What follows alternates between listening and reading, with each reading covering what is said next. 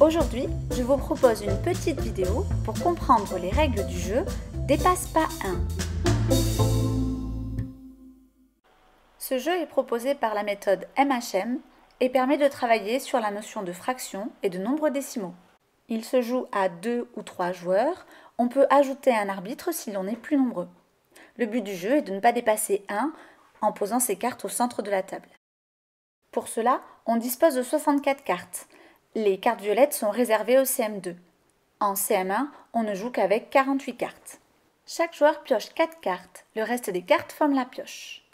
Pour commencer, on retourne face visible la première carte de la pioche. Cela sera notre score de départ. Ici, c'est 5 centièmes. Pour la première carte, je ne tiens pas compte du symbole. Le premier joueur pose une carte de son jeu. Ici, c'est 5 centièmes. Il doit donc ajouter 5 centièmes au score de départ. Pour cela, on peut utiliser les nombres décimaux ou bien les fractions décimales. Dans les deux cas, on obtient 10 centièmes. 5 centièmes plus 5 centièmes égale 10 centièmes.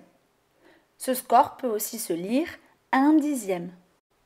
Le joueur qui vient de jouer ne doit pas oublier de piocher pour toujours avoir 4 cartes en main. Si le score obtenu dépasse 1, le joueur a perdu et il est éliminé. Ce sont les autres qui ont gagné.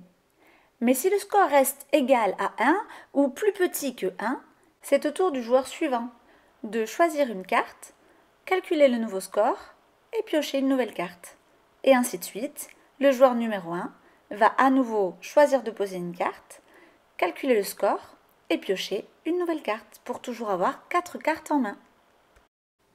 Si au cours de la partie, le score obtenu est 0,90. Grâce au tableau de numération, je sais que 0,90 c'est 9 dixièmes ou 90 centièmes. Avec une ligne graduée, je comprends vite que 9 dixièmes ou 90 centièmes, c'est très proche de 1. Pour ne pas dépasser 1, je vais alors utiliser les cartes avec le symbole de la soustraction. Dans cet exemple, le joueur 1 pose la carte 0,15. Elle se lit également 15 centièmes. Mais alors, comment calculer le nouveau score? Comme auparavant, je peux utiliser les nombres décimaux. Je prends le score précédent, 0,90, et je retire, j'enlève 0,15. Ou alors j'utilise les fractions décimales, 90 centièmes moins 15 centièmes. Dans les deux cas, je trouve le même résultat.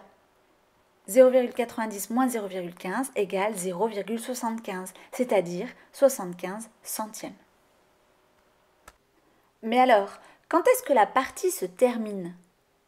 Eh bien, la partie se termine lorsqu'un joueur dépasse 1, ou bien 10 dixièmes, ou 100 centièmes. Et voilà, j'espère que cette petite vidéo t'aura permis de comprendre comment jouer au jeu Dépasse pas 1.